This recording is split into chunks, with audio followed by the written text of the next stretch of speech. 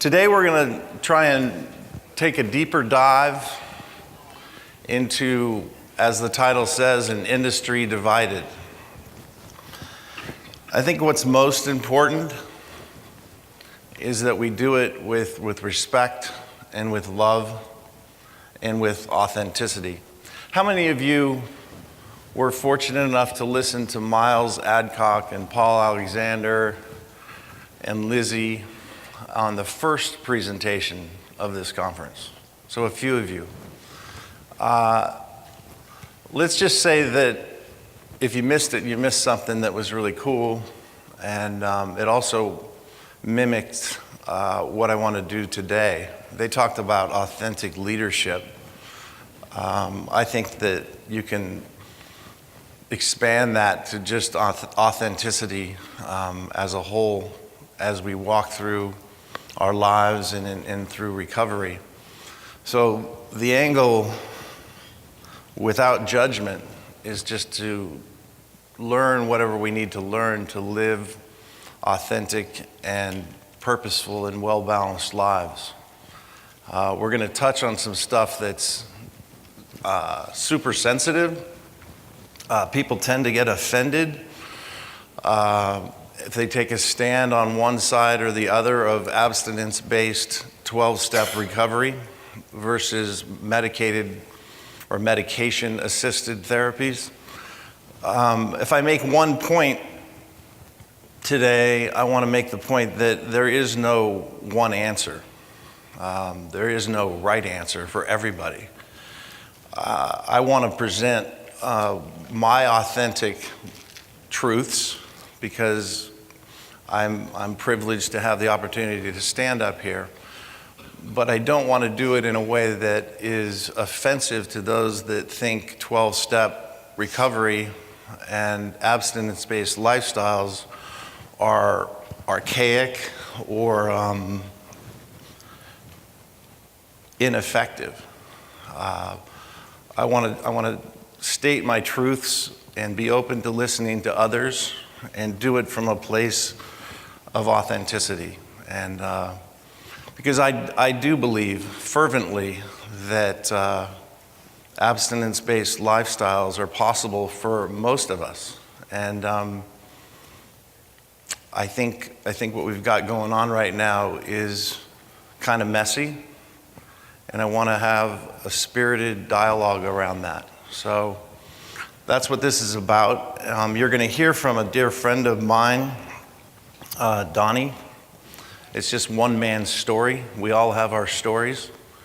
But Donnie's going to be coming up and sharing his experience with Suboxone and his experience, more importantly, with his own recovery, which is pretty awesome. And then again, Dr. Allen, a dear friend, a neighbor in Redstone, Colorado. And if you haven't been there, you're missing out. There's 94 people on a river.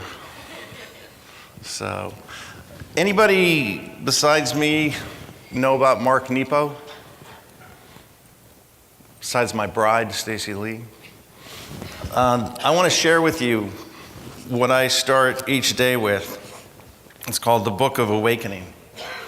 And as God usually has, He has planned today's reading, June 5th, the spaces in between. So track with me, if you will, because it's pretty cool. It speaks directly to what I'm wanting to talk about today. Just as life is made up of day and night, and song is made up of music and silence, friendships, because they are of this world, are also made up of times of being in touch and in spaces in between. Being human, we sometimes fill these spaces with worry, or we imagine the silence is some form of punishment, or we internalize the time we are not in touch with a loved one as some unexpressed change of heart. Our minds work very hard to make something out of nothing. That speaks directly to me. We can perceive silence as rejection in an instant and then build a cold castle on that tiny imagined brick. The only release from the tensions we weave around nothing is to remain a creature of the heart. By giving voice to the river of feelings as they flow through and through, we can stay clear and open. By giving voice to the river of feelings as they flow through and through, we can stay clear and open. I love that.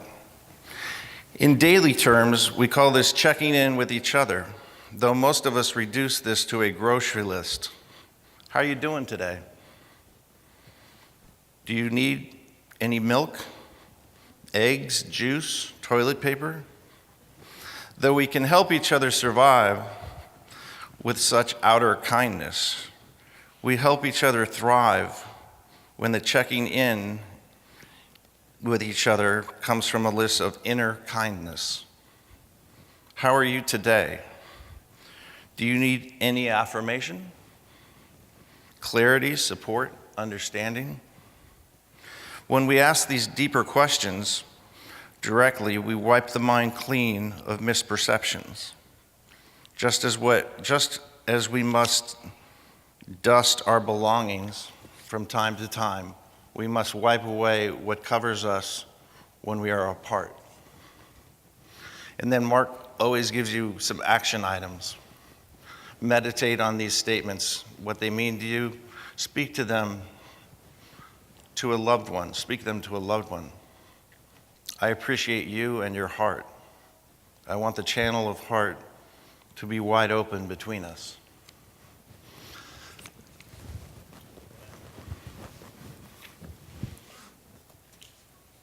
What comes to my heart when I go down this road of abstinence-based versus medicated assisted therapy is that I'm a broken and insecure man that grew up in a task-oriented family where as long as I was doing the right thing, everything was okay. And when I stepped out of line a little bit, there was consequence, there was damage, and there was both physical and emotional abuse. And I don't want to stand up here and give you my story, because I do believe what's most important is just to respect one another and respect the fact that we've all had our own journey. But what it took for me was complete and utter brokenness in order to surrender to my disease.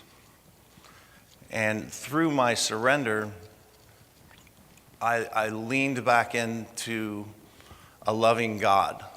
I leaned back into getting comfortable in my own skin, and I did a ton of work. And this man believes that we're starting to look for an easier, softer way. And we're looking for answers that reside outside of our heart, outside of our soul, to fix us. And what I'm hoping today to do is talk about this. Talk about, do you want to live or do you want to not die? It's harsh and it sounds judgmental. But I'm here to stake my claim that, again, not in every case, but in so many cases, the difference between being hostage to our disease or to my disease and breaking through to the other side lies in surrender. It does not lie in medication. So what I want to do is walk through it and take a look at it. And as it says there in the third bullet, be respectful. We're quick to escalate.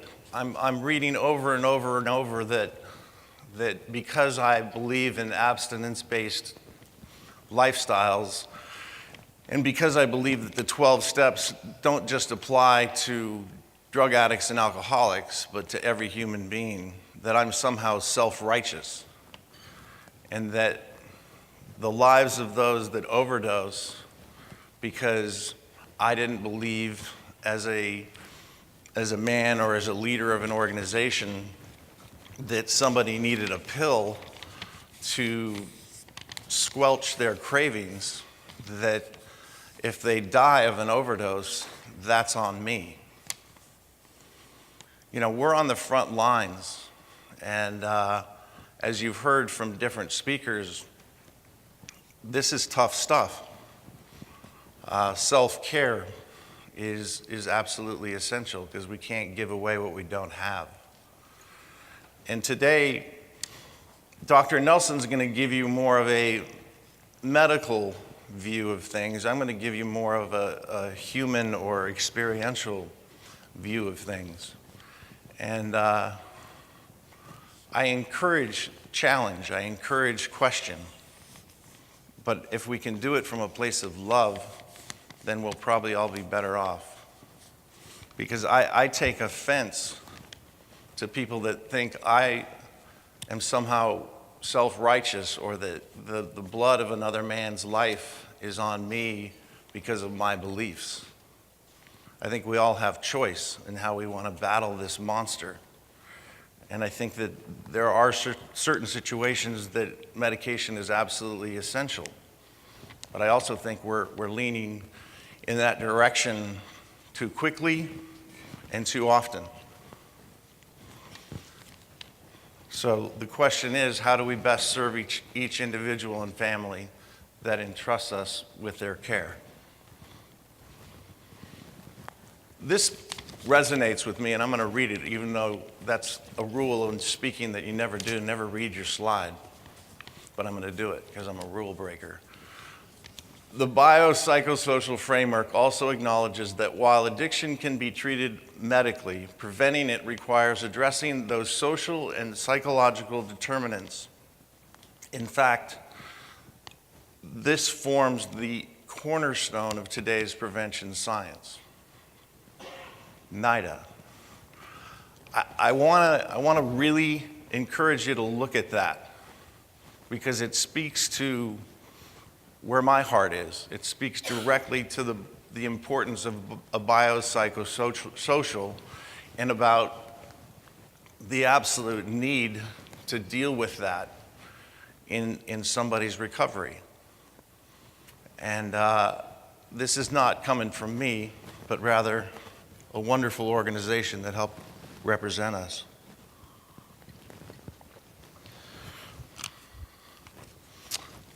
Suboxone. Here's where it gets interesting. I would absolutely believe that this is a miracle drug if it's used to help us detox as a taper. This is a new addiction if it is not used as a taper. So how we taper, how quickly we taper, all these things are up for discussion. My experience tells me 7 to 10 days and we should be off of it. This is my belief that if you follow the money, you will understand why it's growing in use and why so many doctors are using it now as a long-term fix to keeping people from overdosing on heroin. I want to dig in on this and encourage clarity around the absolute essence of what it does and how well it helps us detox from heroin and opiates, but how absolutely paralyzing it can be if it's used on a long-term basis. I believe that medicated assisted therapy is not medicated assisted, it's medicated directed. It's the alpha and the omega. It's a new addiction, and oh, by the way, it's about 10 times as tough to kick as the heroin itself. And here's again where it can get interesting is the multitudes of stories we hear about a bridge between highs. When I run out of heroin, I've got my pill of Suboxone, my box of Suboxone, and I'm going to use it until I get more heroin. So it can also be used as a bridge, and therefore it becomes valuable on the street. And the numbers of scripts that are being written are off the charts. This just goes back into some more statistics about what's happening over the years and how this drug has basically exploded in the market and is being used, I think, in some really damaging ways. So, one of the questions that's interesting to me is the charts, clinical charts on people in recovery. Dr. Nelson will attest to this, and I think any other doctor in the room would attest to this, that a doctor's call to purpose is to reduce harm. That's their passion, that's their focus. I would submit to you that a doctor that's working in the world of recovery should be in more of a support role as opposed to an alpha role, meaning is the counselor that's working with the identified patient driving somebody's care, or is a physician? Because I think there's many physicians that don't get it, that don't understand the phenomena of craving, that is talked about in the book, that is understood by every addict that's worked a program, and that is absolutely misunderstood by most, not all, but most doctors. Here's where it can take you. And again, I believe it's simply a new addiction. And I know for a fact that it gets deeply seated in your muscle fiber and it's much more difficult to kick than the heroin itself, or the Oxy, or the Percocet, or the Vicodin, or whatever opiate that you happen to get addicted to. Suboxone itself causes its own issues, and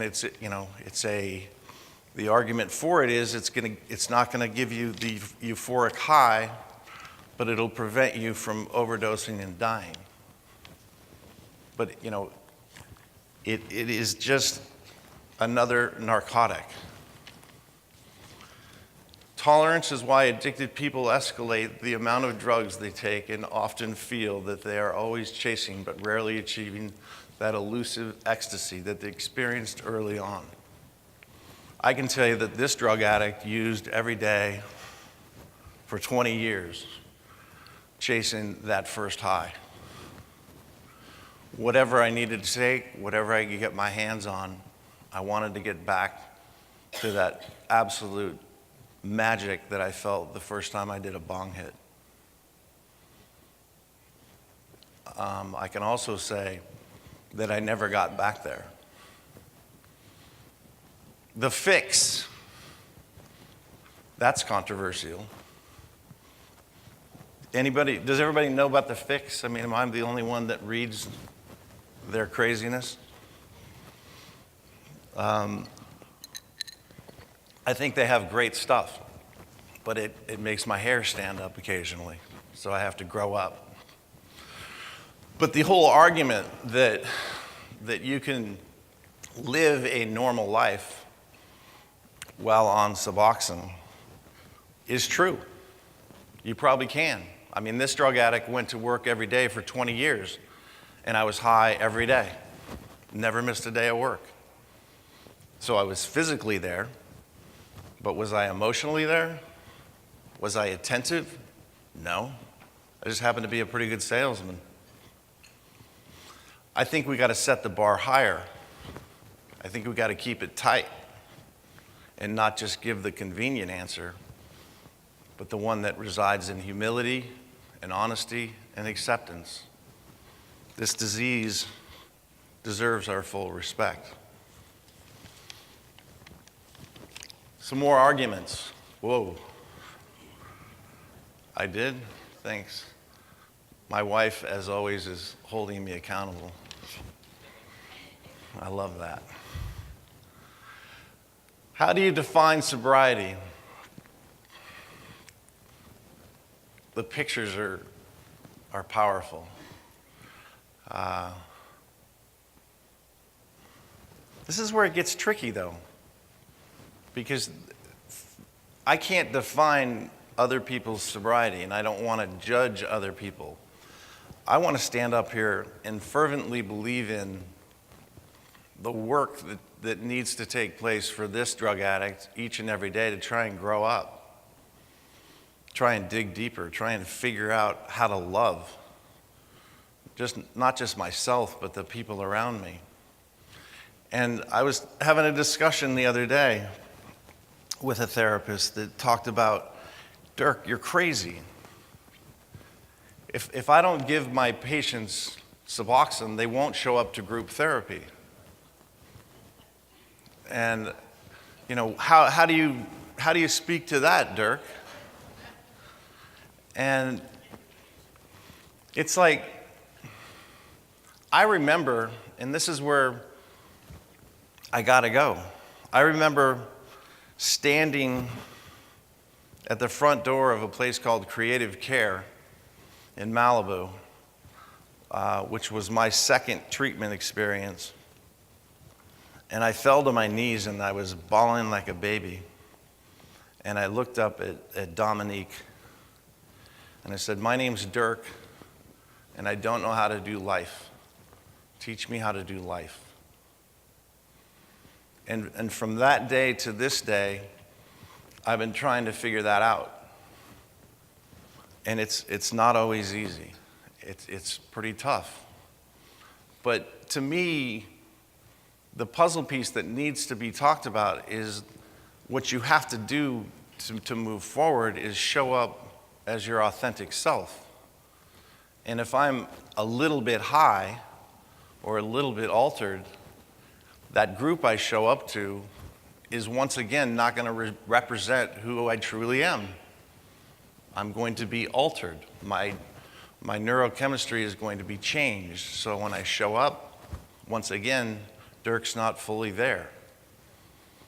And I think the baseline of inpatient residential care needs to be sober and abstinence-based long enough for us to do the type of testing that would lead us to a place that says this is a bipolar diagnosis or a clinically depressed diagnosis. Whatever the diagnosis is, it lacks integrity, in my opinion, unless those tests take place on a baseline of sobriety.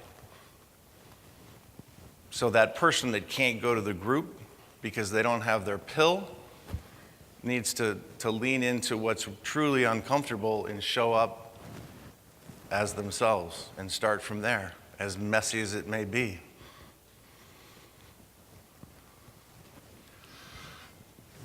Some arguments. Playing the role of God or encourage individuals to go to any lengths. This is what I'm trying to hammer on. I don't think that any of us can play the role of God, but I sure like knowing one's out there. Because my thinking, left alone, is summarily flawed. And death as a result of opiate ODs. This is an epidemic. This is like, I mean, any numbers you look at are completely out of control, and we could sit here for hours and hours and try and figure out why. Heroin's been around a long time. It used to be over the counter, and it's got new legs. And I believe it's because I can't afford my Oxy for very long, so now that I've got my opiate addiction, I'm gonna go get some black tar. We all have our own opinion. But what's unequivocally true is that this opiate epidemic is out of control. How do we deal with it? This is not how we deal with it. $1 billion for programs that support MAT, medicated assisted therapy. Why do you suppose all the dollars go to Suboxone programs? Lobbyists, the pharmaceutical industry, I think, is the richest and most powerful industry in America right now. And that's how things get done in Washington. Here's a couple of examples of why I think we're making another mistake. Things like the war on drugs were abysmal failures. No Child Left Behind, failure. Now we're going to get our government involved in funding medicated assisted therapy because we want to fix everybody with a pill. So, to be clear, do you really believe a new pill is the solution for people who take too many pills? Again, absolute misunderstanding of what's going on with the phenomena of craving and with the disease of addiction. This is not unlike donating money to car companies and oil companies to fix global warming. Sounds crazy. I think it's true. I think it misses the mark, and we need to spend our money doing things a little bit differently. And here's where it gets personal. It says, my belief. A spiritually centered life of abundance and possibility is there for all of us willing to do the work. How many people think I'm full of crap? Perfect. It's a great argument. It's a great discussion.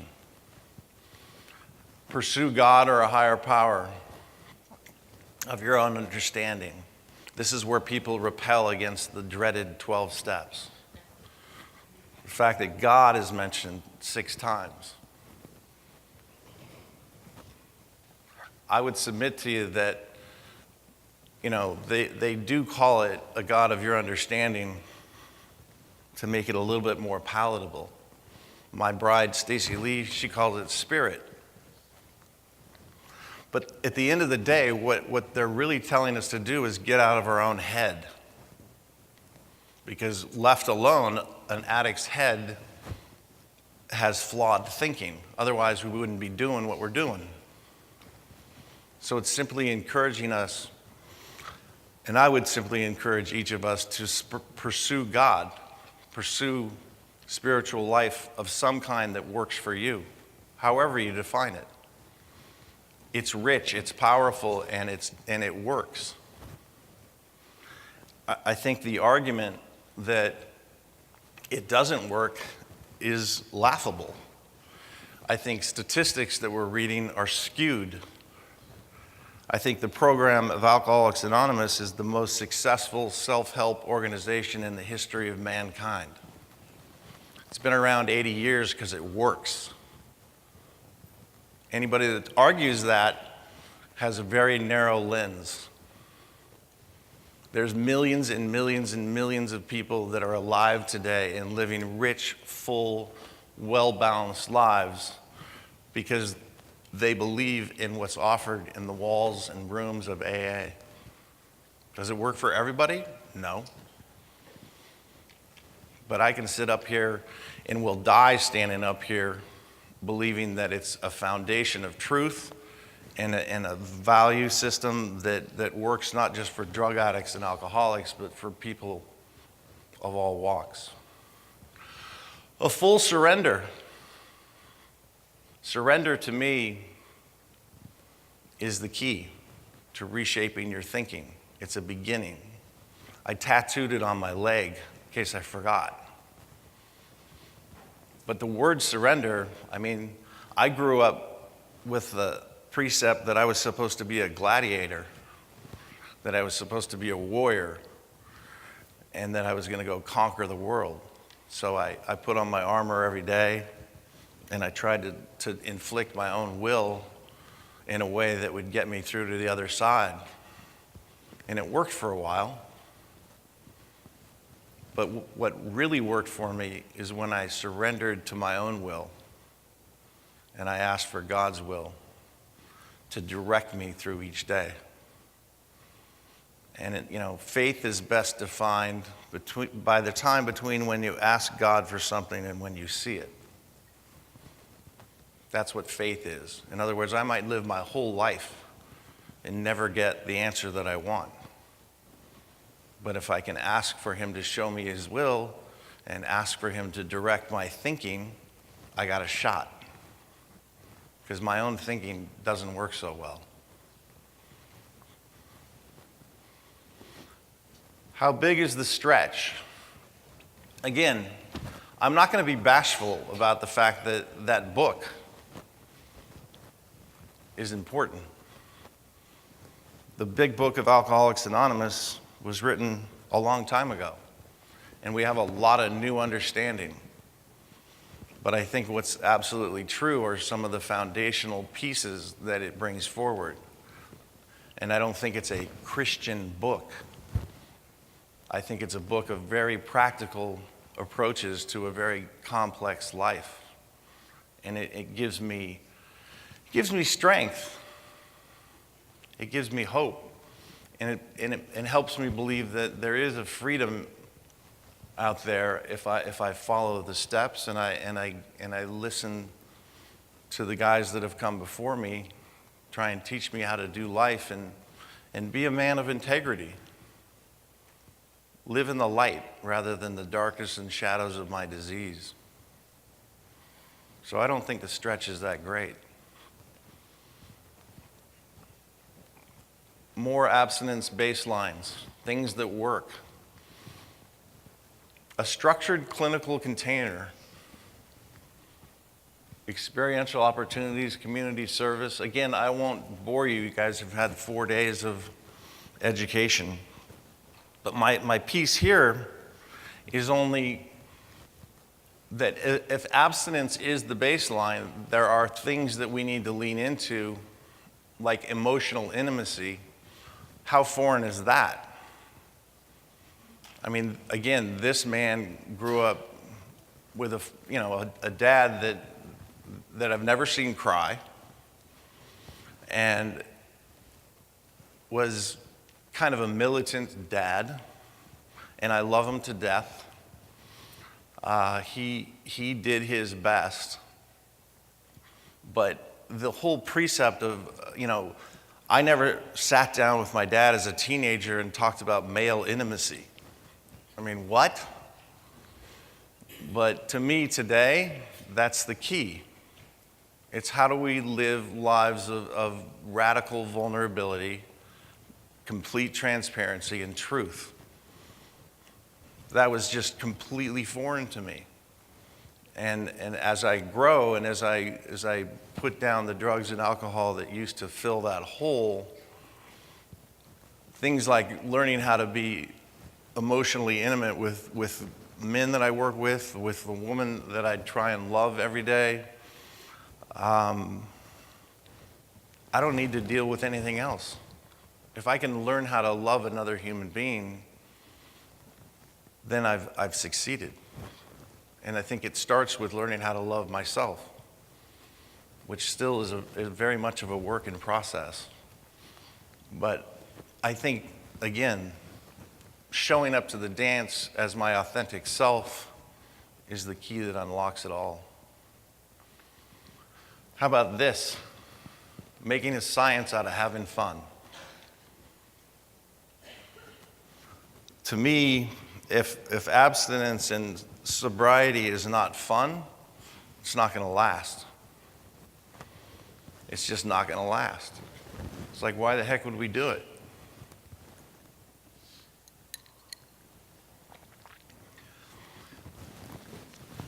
Learning to love, laugh, and cry.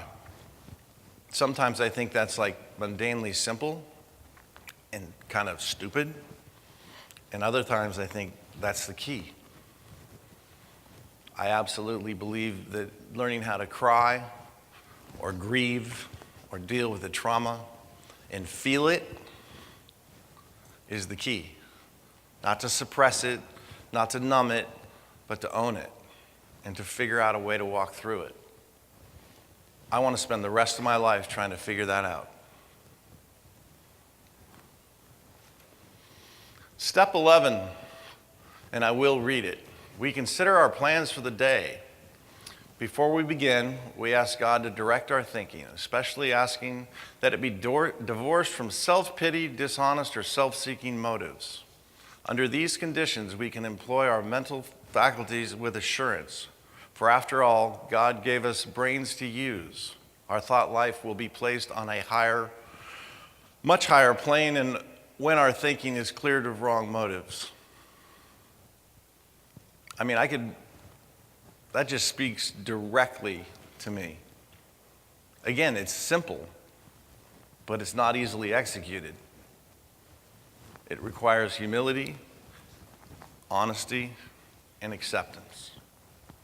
Very elusive for this addict. True joy. There's one key to happiness, and that's gratitude. This is awesome.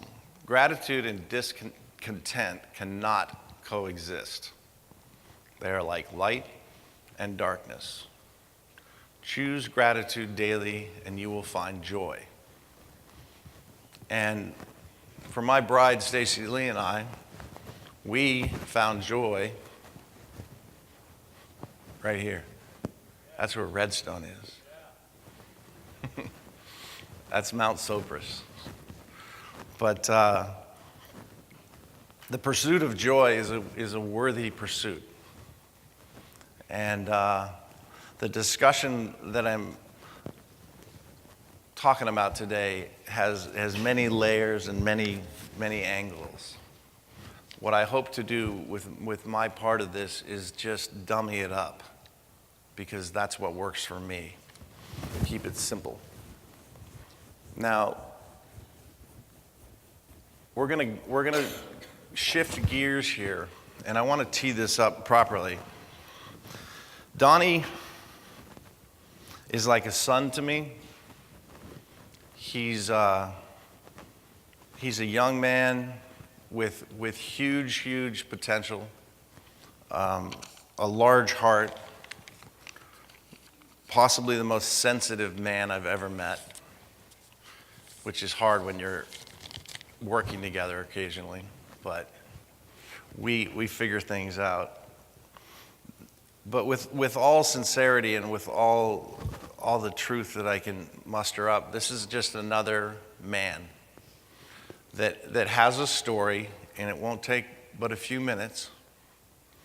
And it's one man's experience with Suboxone, one heroin addict's experience with Suboxone. Doesn't mean it's the right thing or the only thing. It just means it's one man's experience. And I was driving back from Denver back up to the western slope, as we call it, a few months ago, and Donnie shared this with me, and I started to cry. And I cry at bad commercials, so that might not be that powerful. But it was compelling, and he's just an awesome guy. He works for Turnbridge right now in Connecticut, which is a wonderful treatment center. And this is an amazing man. So Donnie, why don't you come on up?